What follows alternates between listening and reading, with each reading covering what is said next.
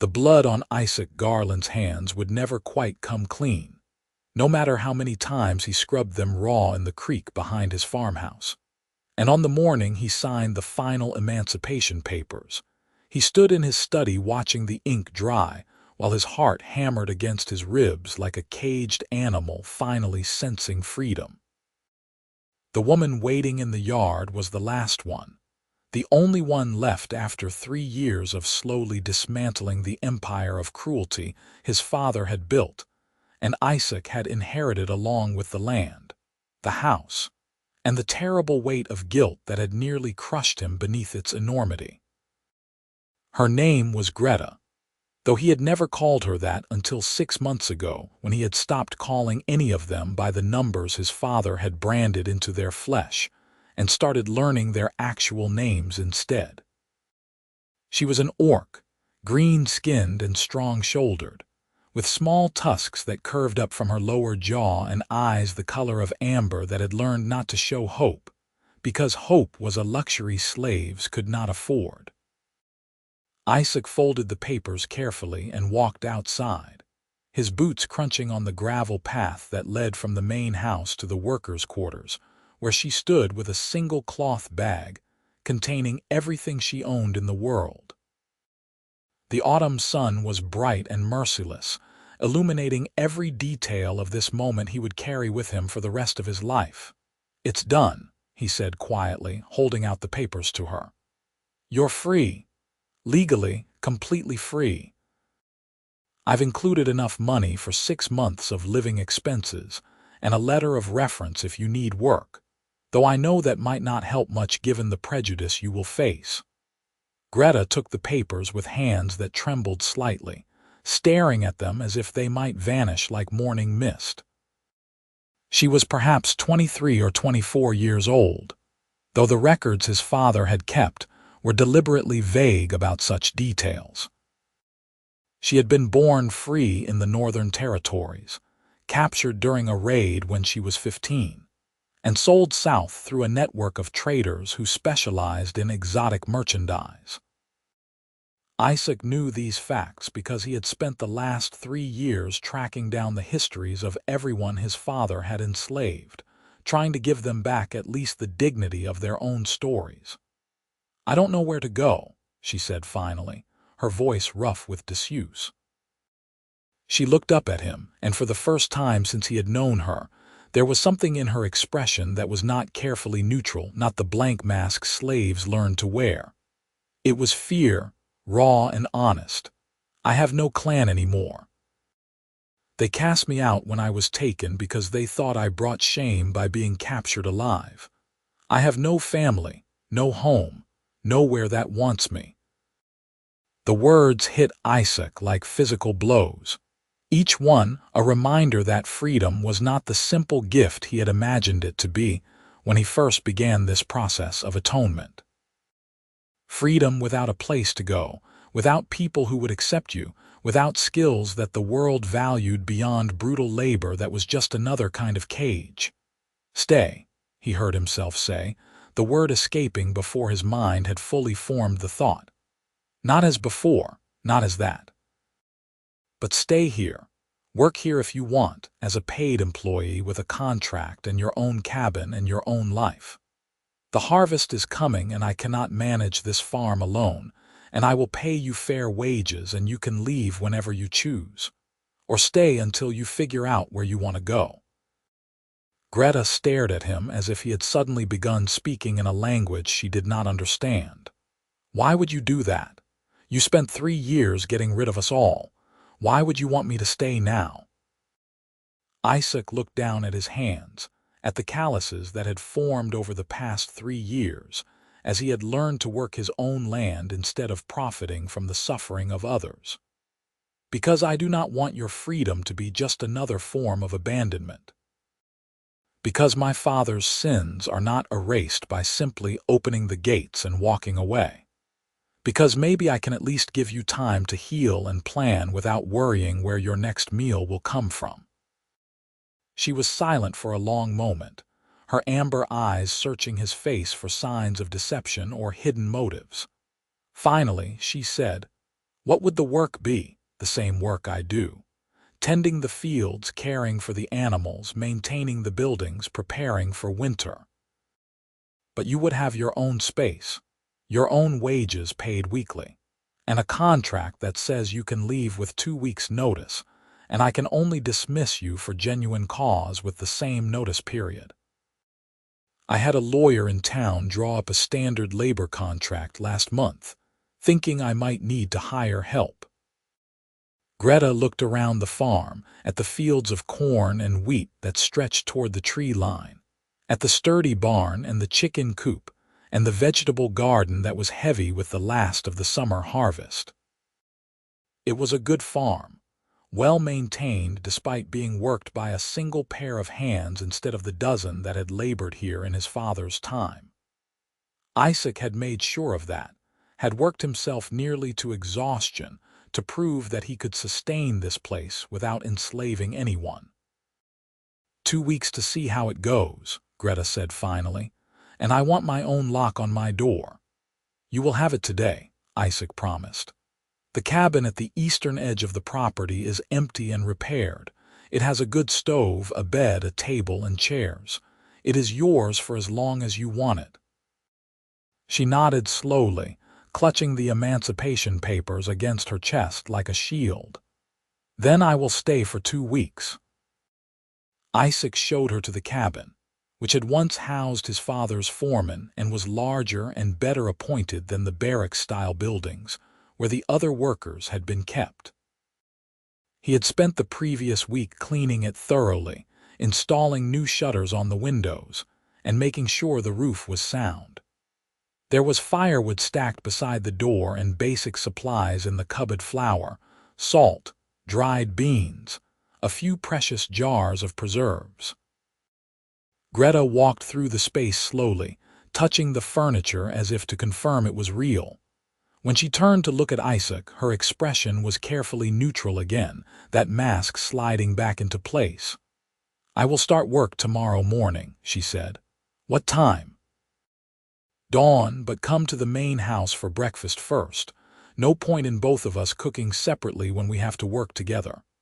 She hesitated, then nodded. Thank you. Isaac left her there and walked back to the main house, his mind churning with doubts. Had he just made a terrible mistake? Was he being selfish, wanting to keep her here where he could assuage his guilt by treating her well instead of truly letting her go? Or was he genuinely trying to help someone who had been cast adrift by circumstances beyond her control?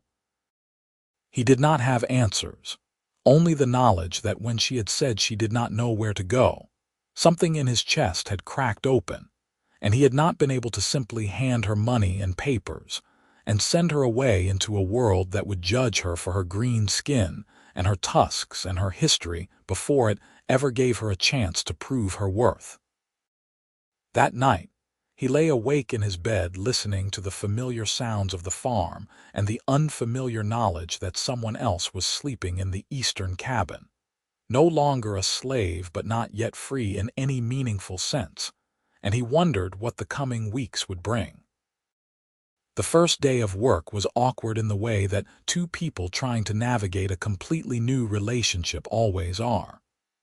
Greta appeared at the main house door precisely at dawn, her expression neutral and her shoulders set as if bracing for battle. Isaac had made breakfast eggs from his chickens, bread he had baked the previous day, and coffee that was probably too strong but was how he liked it.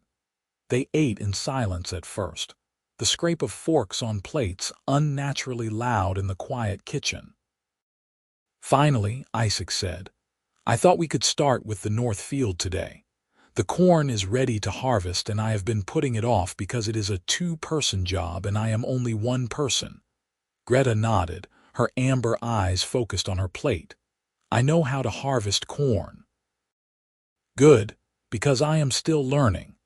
My father never bothered to teach me the actual work of farming, only the business side of it. I have made a lot of mistakes over the past 3 years. She glanced up at him, a flicker of something that might have been surprise crossing her face. You work your own land. Now I do. I did not always. That was part of the problem.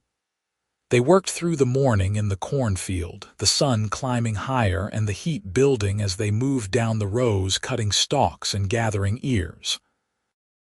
Isaac had expected silence, but after the first hour, Greta began correcting his technique, showing him how to cut at the right angle to avoid wasting the stalk, how to tell by touch which ears were ready and which needed another few days.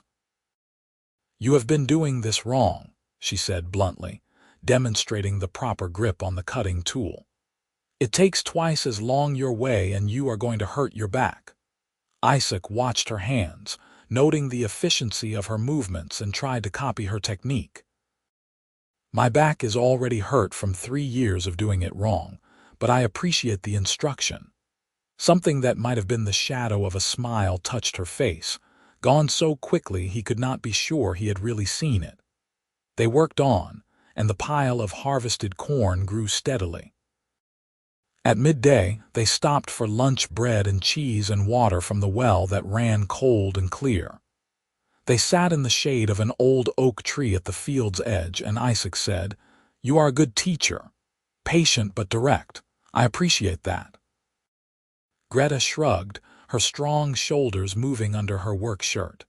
"No point in watching you do it wrong when showing you the right way is faster. Still, thank you." She looked at him then, really looked at him, and Isaac had the sense of being evaluated according to criteria he did not fully understand. "Why did you really free us? All of us, I mean. You could have kept the farm running, kept making money. Your father did." It was the first personal question she had asked him, and Isaac knew his answer mattered. He thought carefully before speaking. "Because I went to war. I fought in the border conflicts 5 years ago before my father died. I was captured for 3 days by an enemy unit, and in those 3 days, I learned what it felt like to be helpless, to be completely under someone else's power, to not know if I would live or die based on the whims of my captors. They eventually released me in a prisoner exchange. But those 3 days taught me something my father never did, that suffering is suffering regardless of whose body it happens in.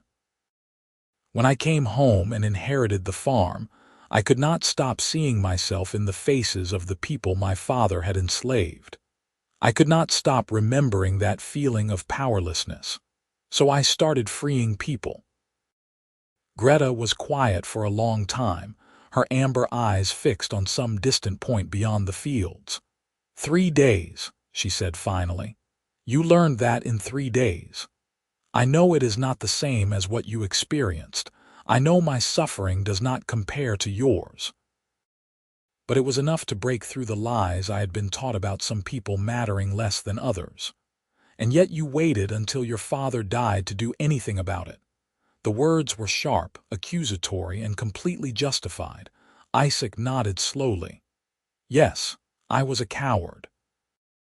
I told myself I would change things when I had the power to do so, but the truth is I could have fought my father while he was alive, and I chose not to. That is something I have to live with." Greta stood, brushing crumbs from her lap. "At least you are honest about it." She walked back toward the cornfield, and after a moment, Isaac followed. The days developed a rhythm. Dawn breakfast in the main house, work through the morning, lunch in whatever field or barn they were laboring in, more work until dusk, then separate dinners in separate spaces. Greta was an excellent worker, strong and knowledgeable and efficient, and the farm ran more smoothly with 2 people than it had since Isaac had begun working it alone. She remained wary, though, her guard never fully lowering. She accepted her wages each week with a nod but no thanks.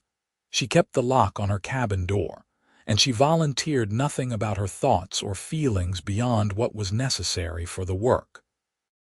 Isaac found himself wanting to earn her trust in a way that went beyond simple employer and employee courtesy. He wanted her to feel safe here, wanted to see her without that careful mask, wanted to know who she was beneath the armor she had built to survive. but he knew he could not rush it, could not demand it. Trust was not something he deserved simply because he wanted it. The first crack in her armor came 3 weeks after she had started working for him.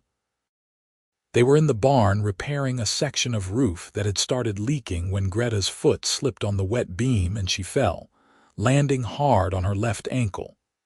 She did not cry out, but Isaac saw the pain flash across her face and was at her side in seconds. "Let me see," he said, but she pulled away from his reaching hands. "It is fine, just twisted. Greta, let me see. If it is broken, you need a doctor." "I said it is fine."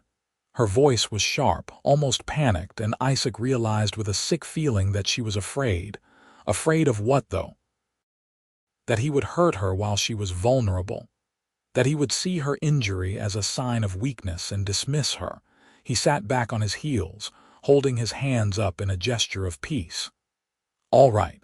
I will not touch you, but please at least let me look at it so I can know if we need to get help." Greta stared at him, her breath coming quick and shallow. Finally, she nodded and pulled up the leg of her work trousers to reveal an ankle that was already beginning to swell. Isaac examined it from a careful distance, noting the angle and the swelling pattern. "I do not think it is broken, but it is a bad sprain. You need to rest it, ice it if we can, and keep weight off it for at least a few days." "I cannot afford to stop working," Greta said flatly. "I need my wages." "You will still get your wages. This happened while you were working for me, which makes it my responsibility. Now, can you stand if I help you, or should I carry you to the house? I can walk." She tried to stand and immediately gasped, her leg buckling under her weight. Isaac caught her before she could fall again, one arm around her waist to steady her. "Stubborn," he muttered, and before she could protest, he scooped her up in his arms.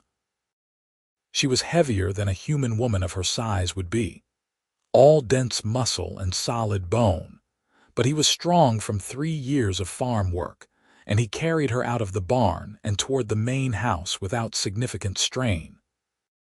Greta held herself rigid in his arms, not fighting but not relaxing either. "Put me down," she said, but there was no real force behind the words. "When we get inside and I can get you settled properly." He brought her into the kitchen and set her carefully in one of the chairs, then propped her injured foot up on another chair with a folded blanket underneath it. He went outside to the cold storage cellar and retrieved a chunk of ice wrapped in cloth, bringing it back to press gently against her swelling ankle. "Hold that there," he instructed. "I am going to make you something to eat, and then you are going to rest here while I finish the roof work." "I should go back to my cabin," Greta said, but she did not try to move.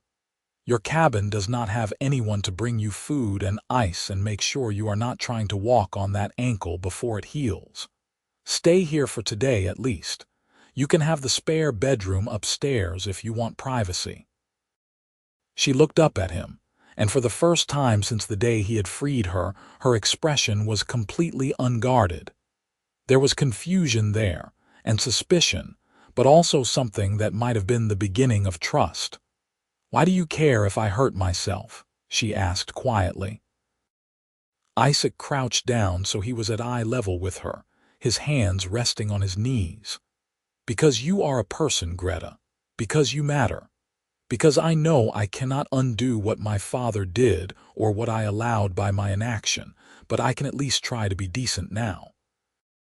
And decency means taking care of someone who got hurt working on my property." She held his gaze for a long moment, then nodded slowly. "I will stay for today, but I am going back to my cabin tomorrow. We will see how your ankle looks tomorrow and make that decision then." He made her a simple lunch of soup and bread, and while she ate, he went back out to finish the roof repair. When he returned to the house an hour later, he found her asleep in the chair, her head tilted back, and her injured foot still propped up with the melted ice cloth fallen to the floor beside her. She looked younger in sleep, her face relaxed and peaceful in a way it never was while she was awake. Isaac retrieved a blanket from the spare bedroom and draped it carefully over her, then went about his other chores as quietly as possible. When evening came and she woke, he made dinner for both of them, roasted chicken and vegetables from the garden, and they ate together at the kitchen table in a silence that was less awkward than it had been before. "Thank you," Greta said finally, the words clearly difficult for her. "For taking care of this. You are welcome. How does the ankle feel?" "Better. Still hurts, but better." "Good. You are staying the night here in the spare room. Tomorrow we will reassess." She opened her mouth to argue, then seemed to think better of it. "All right." Isaac helped her up the stairs, her arm around his shoulders and his arm around her waist, and got her settled in the spare bedroom with extra pillows to elevate her foot and fresh water on the bedside table. He left the door open a crack and told her to call if she needed anything during the night. He did not expect her to actually call for help, but around midnight he woke to the sound of someone moving awkwardly in the hallway. He got up and found Greta trying to navigate the stairs on one foot, clearly intending to use the privy outside rather than ask for assistance. "What are you doing?" he asked, startling her so badly she nearly fell. He caught her again, steadying her. "You are going to hurt yourself worse." "I need to use the privy," she said stiffly. "There is a chamber pot under the bed in the spare room. I should have mentioned that."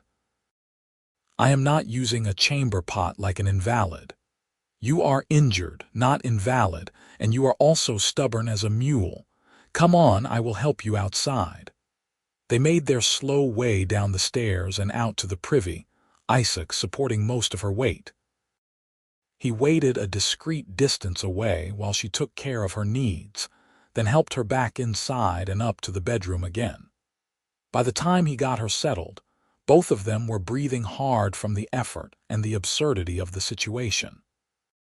"This is ridiculous," Greta said, but there was something in her voice that might have been the edge of laughter. "I am a trained warrior.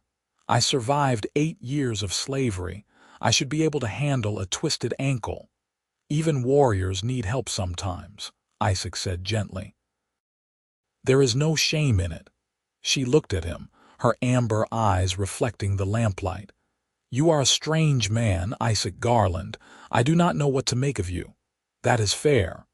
I am still trying to figure out what to make of myself most days." This time she definitely smiled, a small curve of her lips that transformed her whole face. "Go back to bed. I will try not to need anything else until morning. See that you do. I need my sleep if I am going to do the work of 2 people tomorrow."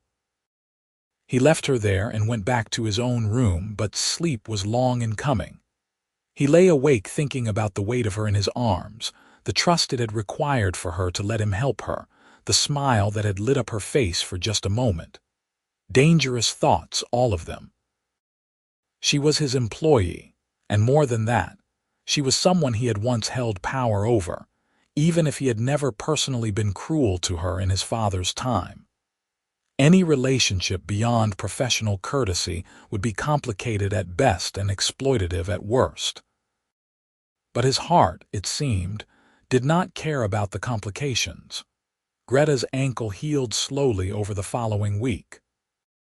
She insisted on returning to her cabin after 2 days, despite Isaac's protests. But she also accepted his help with the work, letting him handle the tasks that required a lot of walking or standing, while she took on the sitting jobs mending tools, preparing vegetables for storage, organizing the seed collection for next year's planting. They fell into an easier companionship during that week, talking more as they worked.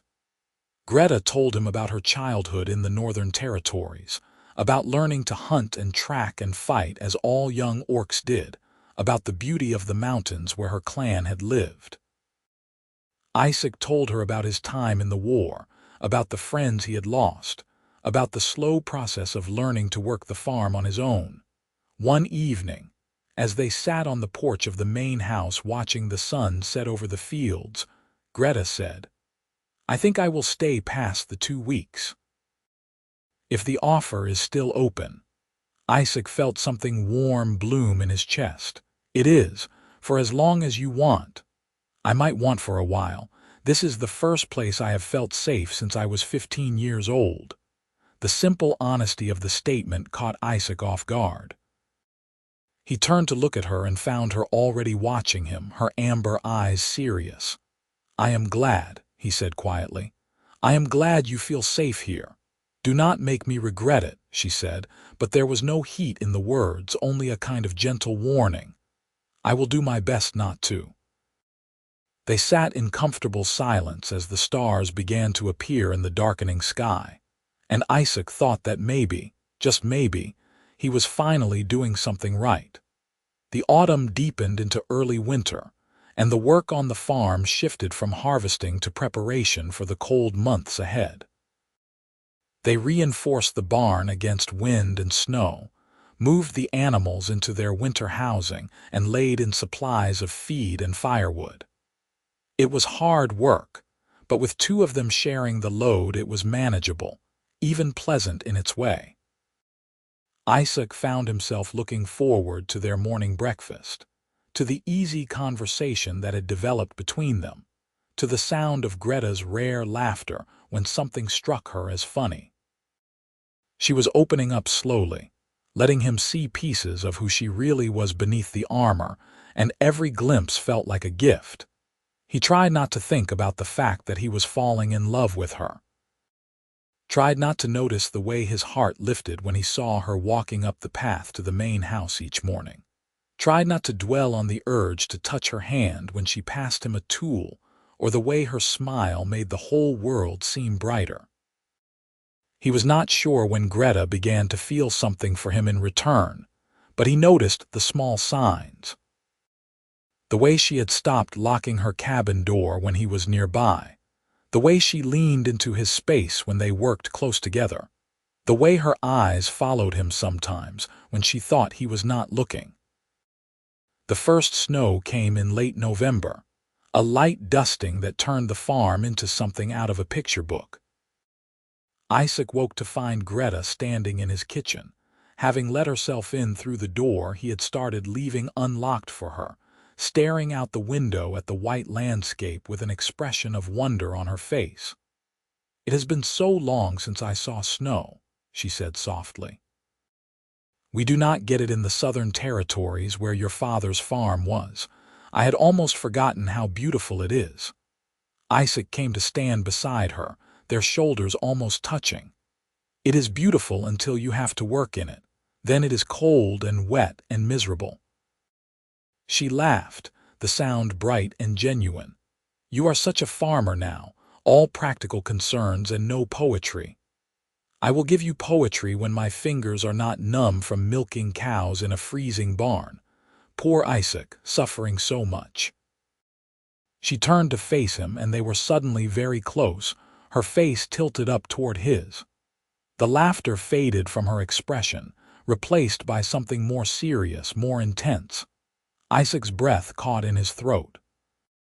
He could see the fine details of her face at this distance, the small scar above her left eyebrow, the darker green flecks in her amber eyes, the way her tusks curved just slightly upward.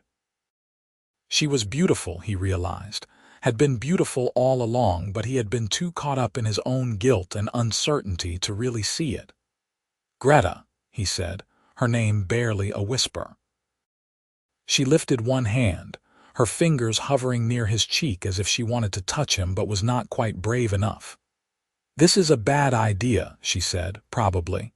You are my employer, I work for you. I know. People will judge us. Humans do not love orcs. Your neighbors will think you have lost your mind. I do not care what they think.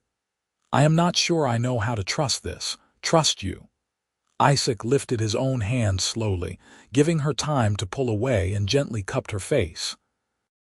Her skin was warm under his palm, slightly rough in texture but smooth overall. "Then let me prove it to you. Let me show you that this is real, that I will not hurt you, that you can trust what you feel." Greta's eyes searched his face for a long moment. Then she closed the distance between them and kissed him. It was a careful kiss, tentative and exploratory, as if both of them were testing whether this could really be what it felt like it was. Her lips were warm and soft, her tusks pressing lightly against his face in a sensation that was strange and wonderful all at once. Isaac's hand slid into her hair, which was thick and coarse and nothing like human hair, and he pulled her closer. The kiss deepened, becoming more confident, more hungry. Greta made a small sound in the back of her throat and pressed herself against him, her strong body solid and real and perfect in his arms. Isaac felt like he was falling and flying at the same time, every nerve ending alight with sensation and emotion. When they finally broke apart, both breathing hard, Greta's eyes were wide and her cheeks were flushed darker green. "That was," she started, then stopped, shaking her head. "I do not have words." "Me neither," Isaac admitted. His heart was hammering so hard he was sure she could hear it. "But I want to do it again." She laughed, breathless and giddy. "Yes, but maybe after breakfast. I am starving and we still have to feed the animals." "Practical," Isaac teased, but he was smiling so wide his face hurt. They made breakfast together, moving around the kitchen in a new kind of dance that involved small touches and exchanged glances, and a sense of joy that Isaac had not felt in years. When they sat down to eat, Greta reached across the table and took his hand, her grip strong and sure. "I am still scared," she admitted. "I am terrified, actually, but I want this. I want you. I just need you to be patient with me." Isaac squeezed her hand gently. "I will be as patient as you need. We can go as slow or as fast as you are comfortable with. I am not going anywhere, promise. I promise." They spent the day working as usual, but everything felt different now, charged with new energy and possibility. They stole kisses in the barn, held hands while walking between tasks, and talked about things they had never dared to discuss before, hopes and dreams and fears, and the future they might build together. That night, Greta stayed for dinner at the main house, and afterward they sat together on the couch in the living room, her head resting on his shoulder and his arm around her waist. They did not do anything more than that, just sat in the warmth and comfort of each other's presence, and it was enough. More than enough. The winter passed in a blur of work and growing intimacy. Greta moved some of her things into the main house, though she kept her cabin as well, a space of her own that she could retreat to when she needed solitude. They navigated the complications of their relationship with honesty and patience, talking through the fears and insecurities that arose, learning each other's boundaries and needs. Isaac had never been happier. Waking up to find Greta in his kitchen, or his bed, or his arms felt like a miracle he did not deserve but was grateful for every single day. She challenged him, made him laugh, pushed him to be better, and loved him with a fierce loyalty that took his breath away. The rest of the world, however, was less accepting of their relationship. When Isaac went into town for supplies in January, the stares and whispers followed him through the general store. Mrs. Pemberton, who had known him since he was a child, crossed the street to avoid speaking to him. The blacksmith refused to shoe his horse until Isaac paid double the usual rate. He came home angry and discouraged, but Greta just shrugged when he told her what had happened. "I warned you people would judge," she said simply. "Humans fear what they do not understand, and they do not understand how someone like you could love someone like me." "Then they are idiots," Isaac said vehemently. "You are the best person I know, Greta. You are kind and strong and honest, and I am lucky you chose me." She smiled, but there was sadness in her eyes. "Just remember you said that when things get harder, because they will get harder, Isaac. This is only the beginning." She was right. Over the following weeks, Several of Isaac's neighbors stopped by the farm to express their concerns that were thinly veiled bigotry and disgust. One man, a fellow farmer named Thomas Whitley, was particularly aggressive. "You are making a fool of yourself, Garland," Thomas said, standing in Isaac's yard with his arms crossed. "That creature is using you, taking advantage of your guilt and your loneliness. She is probably planning to rob you blind and disappear." Isaac's temper, which he had been holding in check, finally snapped. "Get off my property. Now. I am trying to help you, you idiot. You are ruining your reputation, making yourself a pariah in this community. For what? For some orc girl who will probably slit your throat in your sleep." "I said get off my property." Isaac took a step forward, his hands clenched into fists. "Greta is worth 10 of you, and if you or anyone else comes here to insult her or threaten her, I will personally make sure you regret it. Now leave." Thomas left, muttering threats and insults, but Isaac knew the confrontation would spread through the community like wildfire.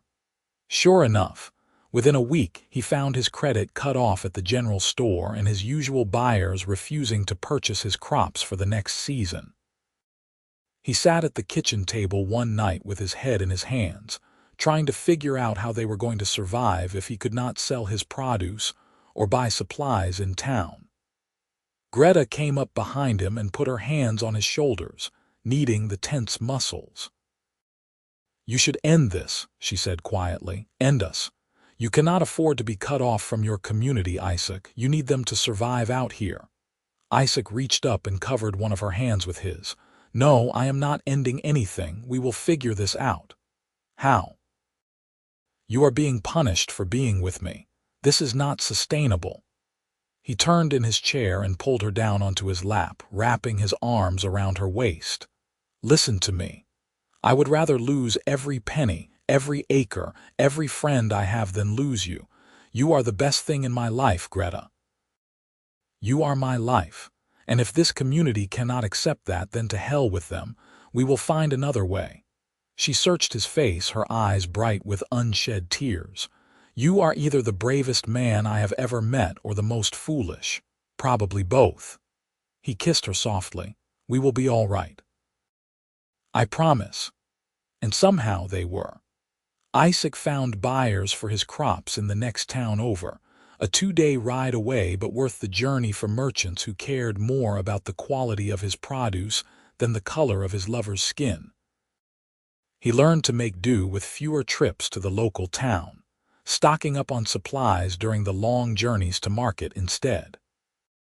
Greta proved invaluable in this new arrangement, her knowledge of hunting and foraging supplementing their food stores and her strength making the farm work manageable despite the increased isolation. Spring came, and with it, the planting season. They worked side by side in the fields, hands dirty and backs aching, building something together that felt more permanent and real than anything Isaac had ever known. On warm evenings, they would sit on the porch and talk about the future, about expanding the farm, about maybe having children one day, about growing old together in this place they were making their own. One such evening in late April, as the sun set in streaks of orange and gold, Isaac took Greta's hand and said, "Marry me." She turned to look at him, her eyes wide. "What, marry me?" "I know it will not be recognized by most human authorities. I know it will make our lives harder in some ways, but I do not care. I want you to be my wife, Greta. I want to build a life with you, officially and completely. Will you marry me?" Greta was silent for so long that Isaac began to fear he had miscalculated, pushed too hard too fast. Then she smiled, tears streaming down her green cheeks, and said, "Yes. Yes, you foolish, wonderful man, I will marry you." Isaac whooped with joy and swept her up in his arms, spinning her around until they were both dizzy and laughing. When he set her down, he kissed her with all the love and hope and gratitude that was overflowing from his heart.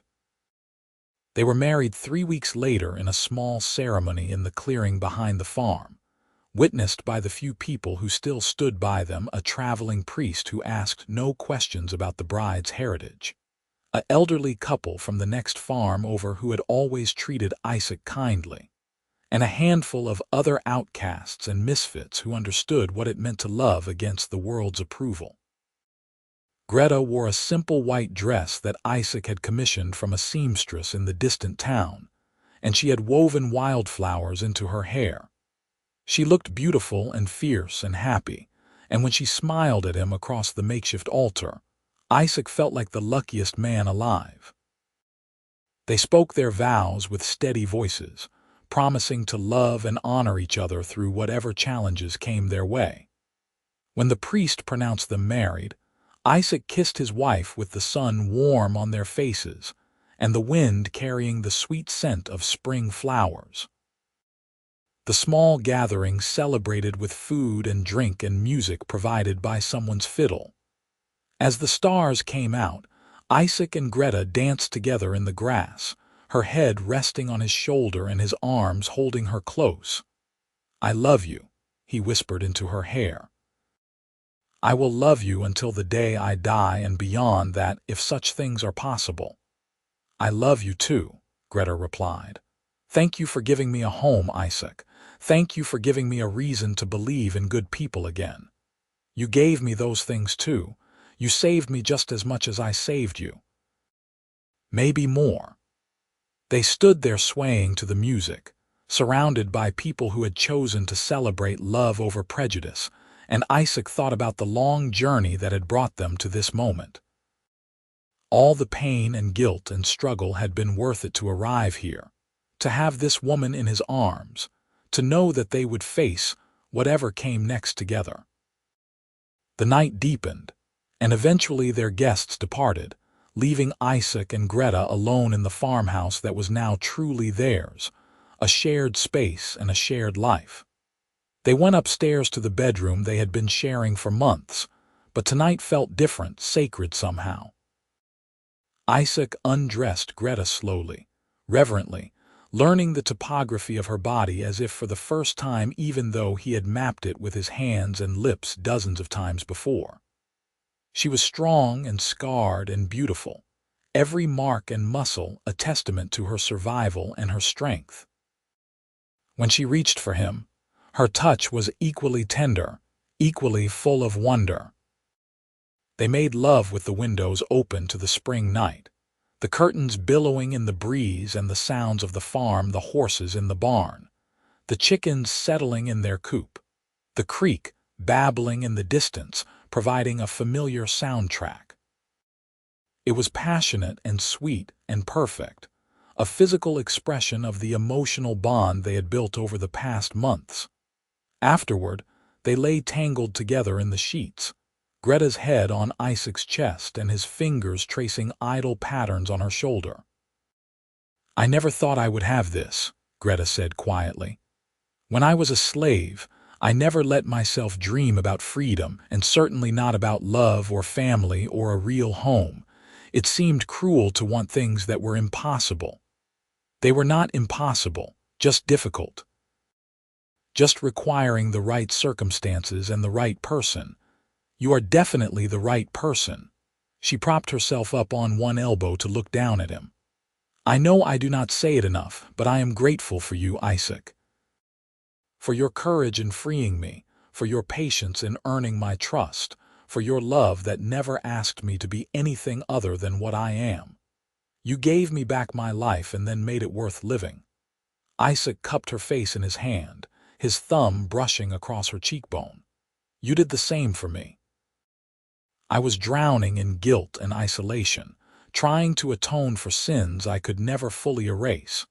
You taught me that redemption is not about erasing the past, but about building a better future. You gave me purpose and joy and love, and I will spend the rest of my life being worthy of that gift." They kissed again, slow and deep, sealing the promises they had made that day and all the unspoken promises still to come. The summer was a good one, warm but not oppressively hot, with enough rain to keep the crops healthy and the well full. Isaac and Greta worked the farm together with the easy coordination of people who knew each other's rhythms and strengths. They were happy in the simple way that came from hard work, good health, and being exactly where they wanted to be with exactly who they wanted to be with. In early July, a stranger appeared at their farm. He was an orc, tall and broad-shouldered with darker green skin than Greta's, and a series of ritual scars across his face. He stood at the edge of their property, making no move to come closer, and when Greta saw him from the garden where she was weeding, she went completely still. "Who is that?" Isaac asked, coming up beside her.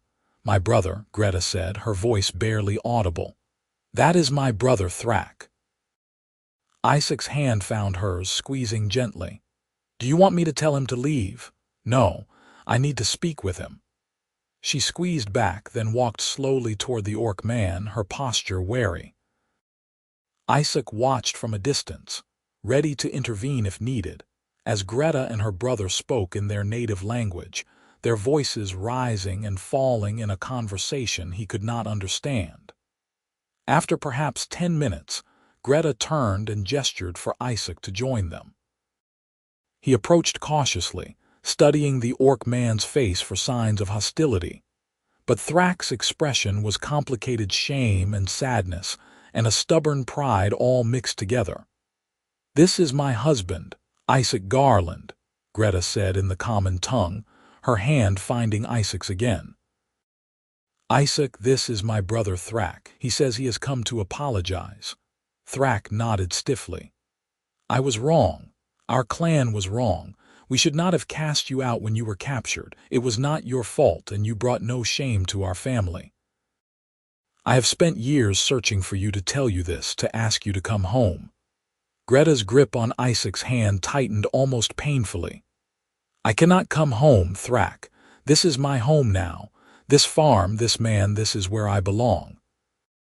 Thrak looked between them, his eyes lingering on their joined hands. "You married a human." "I married the man I love. The man who gave me back my freedom and my dignity and my hope. Yes, he is human, but he is also good and kind and brave, and he loves me as I love him." Thrak was silent for a long moment. Then he said something in Orcish that made Greta's eyes widen. "He says he is glad I found happiness," she translated for Isaac. "He says that love that crosses boundaries is the strongest kind of love because it chooses to exist despite all the forces working against it. It is a very old Orcish proverb." Isaac felt some of his tension ease. "Will your clan accept this? Accept us?" Thrak responded in heavily accented common tongue. "Clan has changed. Old leader died, new leader is my mate. She is wise, sees things differently. If Greta does not wish to return, we will honor that. But you are welcome to visit, both of you, if you wish to reconnect with your heritage." Greta looked up at Isaac, questions in her amber eyes. He nodded. "If you want to visit your clan, we can make that happen, but only if you want to." "I think I do," Greta said slowly. "Not to go back, but to make peace with where I came from, to show them who I am now." Thrak stayed for dinner that night, sitting at their table and telling stories about the clan, about Greta's aging mother who still spoke her name with longing, about the changes that had come to their people in the years since Greta had been cast out. It was awkward at times, the weight of their shared history sitting heavy in the room, but it was also healing in a way none of them had expected. When Thrak left the next morning, promising to return in the autumn to guide them north for a visit, Greta stood in the yard watching him disappear into the trees. Isaac came up behind her and wrapped his arms around her waist, resting his chin on her shoulder. "How do you feel?" he asked. "Strange. Good. Hopeful. It does not fix everything that happened, but it helps to know that I was not forgotten, that someone cared enough to search for me. You deserve to be searched for. You deserve to be valued and loved and remembered."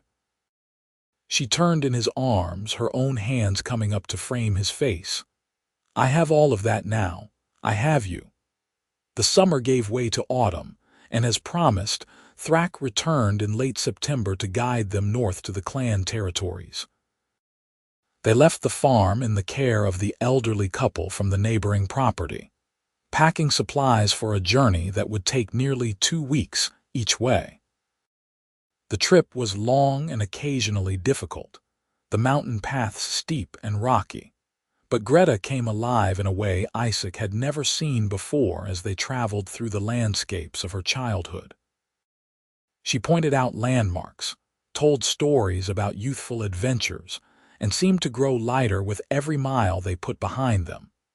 The Orcish settlement was larger than Isaac had expected, a sprawling collection of sturdy buildings and communal spaces tucked into a valley between 2 mountains. As they approached, orcs of all ages came out to stare at the unusual pair, the green-skinned woman and the human man walking hand in hand. Greta's mother was an older orc woman with silver streaking her dark hair and eyes that filled with tears the moment she saw her daughter. They embraced fiercely, both of them speaking rapid Orcish through their tears. Isaac stood back, giving them their moment until Greta pulled away and brought him forward. "Mother, this is Isaac, my husband," Greta said. "Isaac, this is my mother, Kira." Kira studied Isaac with sharp eyes, then said in careful common tongue, "You make my daughter happy." "I try to every day," Isaac replied honestly. Kira nodded once, then shocked him by pulling him into a hug nearly as fierce as the one she had given Greta. "Then you are family. Welcome." They spent a week with the clan, and it was an education in Orcish culture that Isaac had never expected to receive. He learned about their traditions, their values, their deep connection to the land and to each other. He participated in a communal hunt, struggling to keep up with the orc's natural stamina, but earning grudging respect for his effort. He sat through long evening meals where stories were shared, and songs were sung in a language he could not understand but could feel in his bones. Most importantly, he watched Greta reconnect with her roots, saw her find a kind of peace with the clan that had once rejected her. They acknowledged their mistake, offered formal apologies in a ceremonial setting, and welcomed her back not as a shamed exile, but as a valued daughter who had found her own path. On their last night in the settlement, the new clan leader, a stern but fair orc woman named Varka, who was married to Thrak, hosted a feast in their honor. Near the end of the evening, she stood and addressed the gathered clan in Orcish, then switched to common tongue for Isaac's benefit. "We honor Greta and Isaac tonight not just because Greta is one of our own who has returned, but because they represent something important.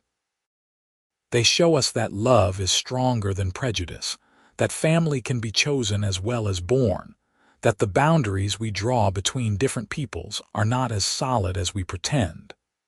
May their union be blessed, may their love endure, and may they always find welcome among us."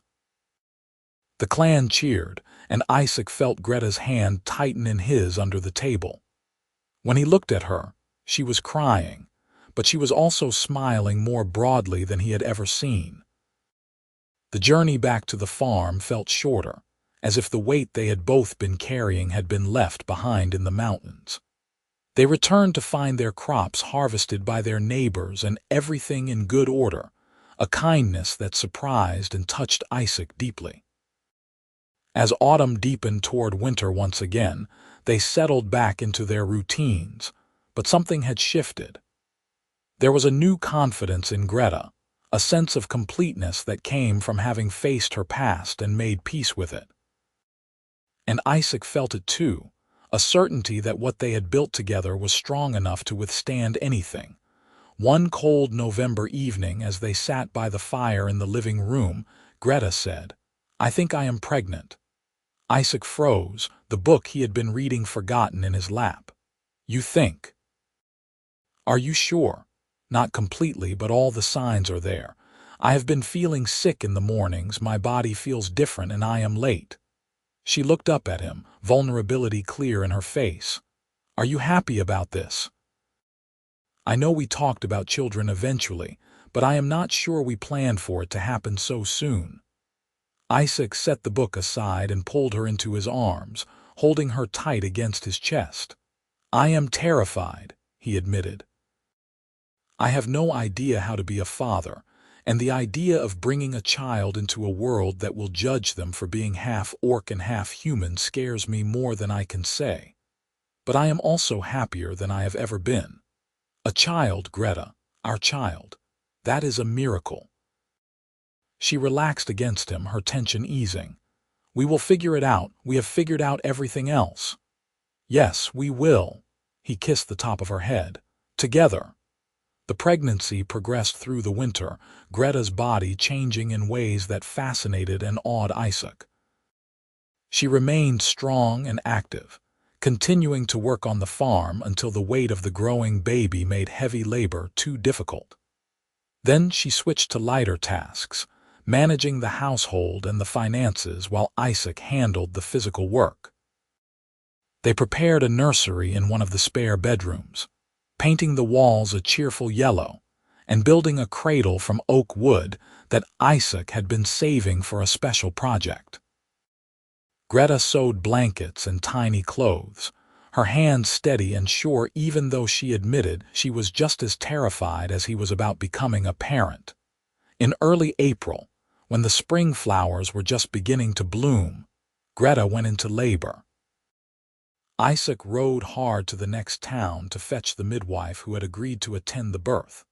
A pragmatic woman who had 5 children of her own, and had made it clear that she cared more about delivering a healthy baby than about the politics of interspecies relationships. The labor was long and difficult, Greta's hybrid child presenting challenges that neither fully orc nor fully human births typically encountered. Isaac stayed by her side through all of it, holding her hand, wiping her forehead with cool cloths, and trying not to let his own terror show. Finally, after nearly 20 hours of labor, the baby came into the world with a loud, healthy cry. The midwife cleaned the infant quickly and handed the bundled child to Greta, who stared down at her baby with tears streaming down her face. A girl, the midwife announced.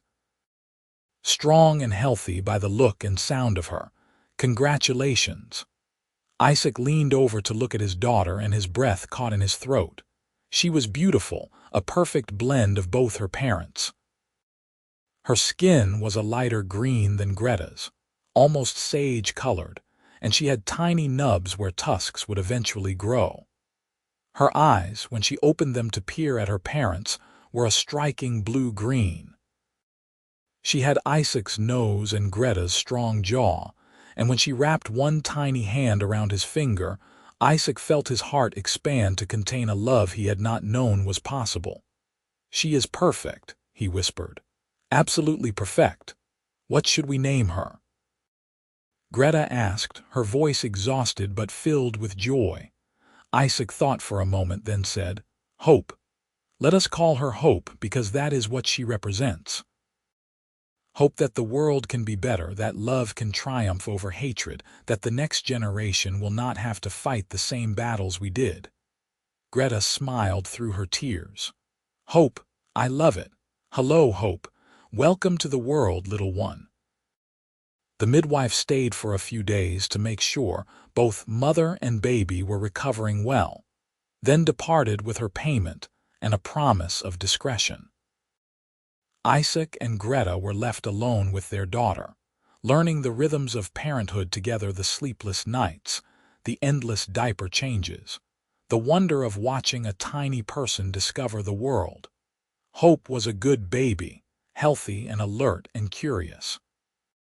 She grew quickly, reaching milestones earlier than human children, but not as early as full-blooded orc children, another sign of her mixed heritage. Isaac and Greta marveled at every development: her first smile, her first tooth, the first time she rolled over, and then later crawled and eventually took her first wobbling steps. The farm thrived with 3 of them working it now, even though Hope's contributions were mainly limited to being adorable and occasionally helping to scatter chicken feed under close supervision. Isaac expanded their operations, planting more fields and investing in better equipment with the money they had saved from several good harvests. Greta managed the household and increasingly took over the business side of things, her sharp mind proving excellent at negotiating with buyers and managing their finances. They still faced prejudice from some quarters. Not everyone in the nearby town had softened toward them, and there were still people who crossed the street to avoid speaking to them or who made rude comments within earshot. But there were also people who had come around, who saw how hard Isaac and Greta worked, who saw the love in their family and realized that maybe their prejudices were unfounded. When Hope was 2 years old, Thrak and Kira came to visit, bringing gifts and stories and love. Kira doted on her granddaughter, teaching her words in Orcish and telling her stories about her heritage. Thrak taught her to play simple games and carved her toys from pieces of wood. It was the first of many visits that would connect Hope to both sides of her family, ensuring she grew up knowing she belonged to 2 cultures and was enriched by both. One evening, after Thrak and Kira had returned to the mountains and Hope was asleep in her bed, Isaac and Greta sat on the porch watching the fireflies dance in the gathering dusk. Greta leaned against Isaac's shoulder, her hand resting on his knee. "You ever regret it?" she asked quietly. "Everything you gave up to be with me. Your standing in the community, the easier path you could have had." Isaac turned to look at her, genuinely surprised by the question. "Not even for a moment. You and Hope are the best things that have ever happened to me. Everything I gave up was worth having this worth having you. Even when things are hard, even when people judge us, especially then, because it proves that what we have is stronger than their judgment. We built something real, Greta, something lasting and true and good. That matters more than any social acceptance or easy path." She was quiet for a moment, then said, "I am glad I did not know where to go that day. I am glad I stayed." Isaac pulled her closer, pressing a kiss to her temple. "So am I, so very am I." They sat there in the comfortable silence of 2 people who did not need words to understand each other, watching the stars come out one by one above their farm, their home, their life together. Isaac thought about that day nearly 5 years ago when he had handed Greta her freedom papers, and she had stood there lost and uncertain, not knowing where to go. He thought about all the moments since then, the hard ones and the joyful ones, the struggles and the triumphs, the slow building of trust that had become love, that had become family. It had not been easy. It had required courage and patience and a willingness to face judgment from others. But it had been worth every difficult moment, worth every sacrifice, worth every obstacle they had overcome together. Inside the house, Hope stirred in her sleep, making a small sound that had both parents instantly alert. But she settled quickly, drifting back into peaceful dreams, safe and loved in the home her parents had built for her. "We should probably go to bed," Greta said, though neither of them moved. "Morning comes early." "It always does on a farm," Isaac agreed. "But let us stay here just a little longer. I want to remember this." "Remember what?" "This moment. This perfect, ordinary moment when everything is exactly as it should be." Greta smiled and settled more comfortably against him. "All right. A little longer."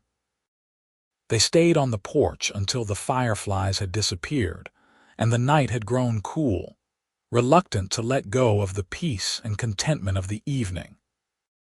When they finally went inside, checking on Hope one last time before heading to their own bed, Isaac felt a deep sense of gratitude for the life they had created. The years that followed brought their share of challenges.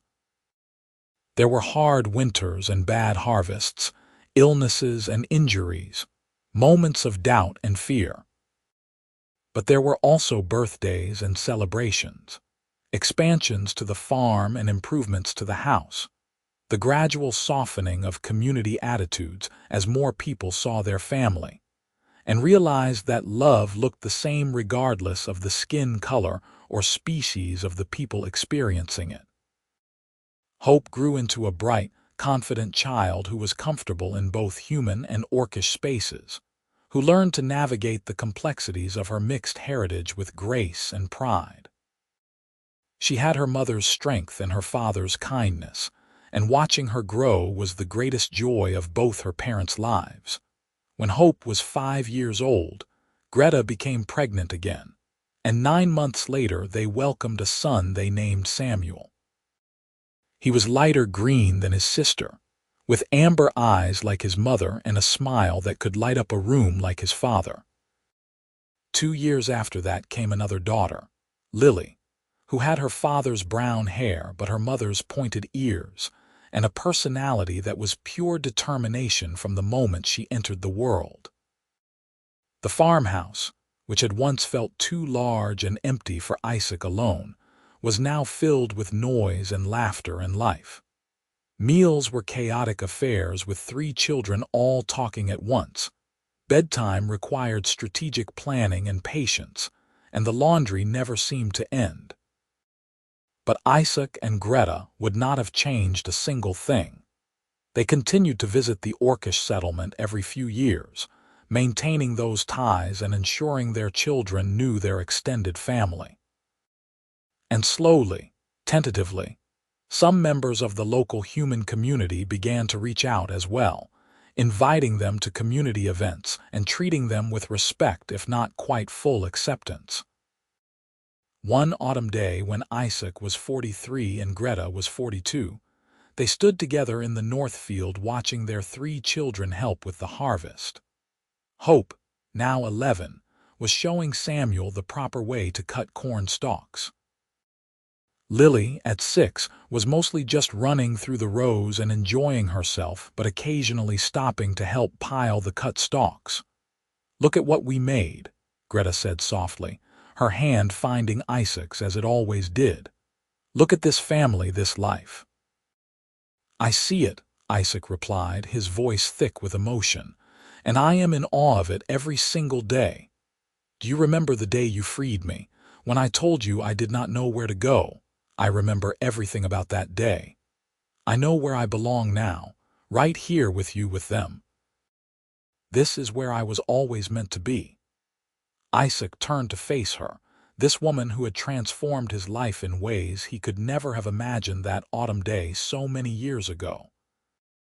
She had gray streaking her black hair now and lines around her eyes from years of laughter and sun, and she had never been more beautiful to him. "I love you," he said, the words as true now as they had been the first time he spoke them. "I will always love you." "I know," Greta said, smiling up at him. "I love you too." They kissed there in the field, their children calling out mock disgust at their parents being affectionate again. And Isaac thought that this ordinary, extraordinary life they had built together was the truest form of freedom either of them had ever known. Not freedom from chains or obligations or challenges, but freedom to love and be loved, to build something meaningful, to create a future that was better than the past. And it was enough. More than enough. It was everything. As the sun began its descent toward the horizon, painting the sky in shades of amber and gold that matched Greta's eyes, the family worked together to finish the day's harvest, their voices and laughter carrying on the autumn breeze across fields that had once known only the pain of slavery, but now bore witness to love, healing, and hope. That evening, after the children had been fed and bathed and tucked into their beds with stories and kisses, Isaac and Greta sat on their porch as they had done countless times before. The farm was quiet except for the usual nighttime sounds: horses shifting in the barn, chickens settling in their coop, the wind moving through the trees at the property line. "Thank you," Isaac said suddenly, breaking the comfortable silence. Greta looked at him with curiosity. "For what?" "For staying that day.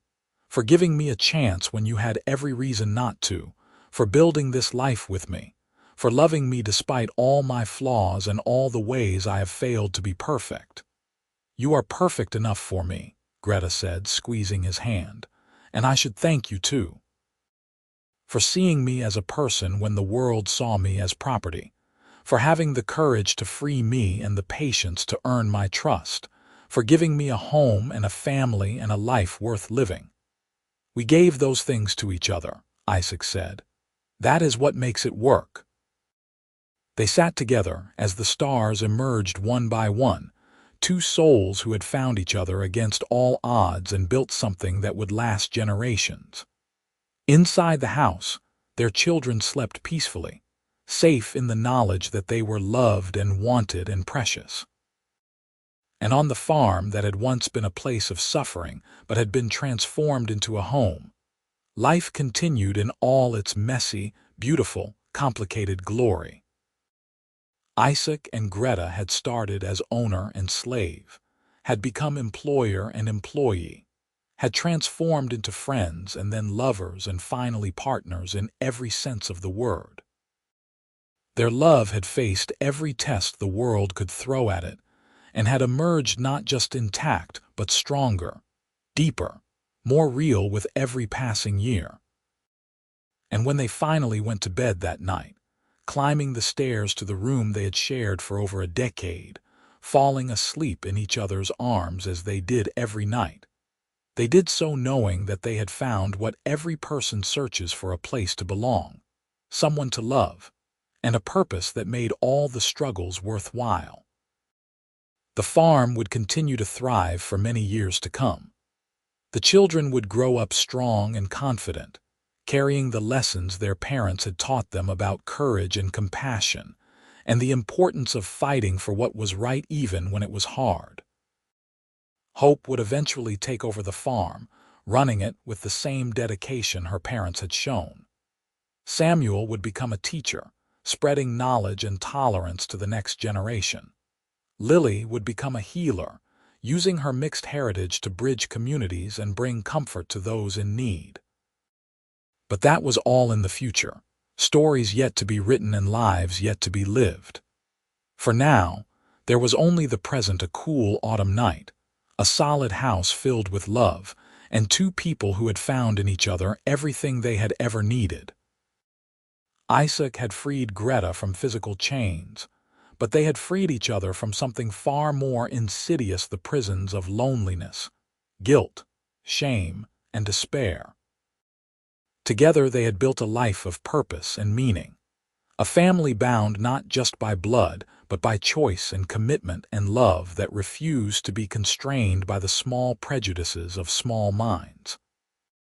It was, in the end, exactly what freedom was supposed to be: not the absence of challenges or the guarantee of easy acceptance, but the ability to choose your own path, to love who you wanted to love, to build the life you wanted to live regardless of what anyone else thought about it. And as Isaac held his wife close and felt her breathing slow into the steady rhythm of sleep, he knew with absolute certainty that every choice that had led him to this moment had been the right one, even the painful ones, even the difficult ones, because they had all been necessary to bring him here to this place of peace and love and belonging that was more valuable than any amount of social acceptance or material comfort could ever be. The last thing Isaac thought before sleep claimed him was a simple truth that summed up everything he felt. She had not known where to go, and so she had stayed, and in staying had given both of them the home they had been searching for all along. Not a place on a map, but a home in each other's hearts, a home that could never be taken away or destroyed, a home they would carry with them always. And that, Isaac thought with a smile, was the greatest gift anyone could ever receive or give: the gift of belonging, of being truly seen and valued and loved for exactly who you were. That was worth any sacrifice, worth any struggle, worth every moment of doubt or fear or pain. That was, quite simply, worth everything.